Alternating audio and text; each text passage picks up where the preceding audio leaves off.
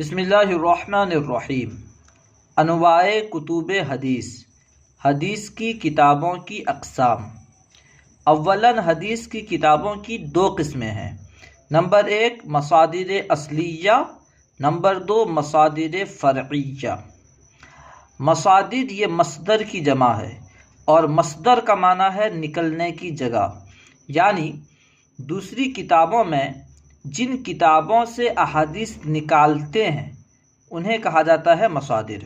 مصادر اصلیہ یعنی وہ کتابیں، حدیث کی وہ کتابیں جس میں مصنف نے اپنی سند سے احادیث بیان کی ہوں، احادیث لکھی ہوں، جیسے بخاری شریف، ترمذی شریف، اس طرح مسلم شریف وغیرہ۔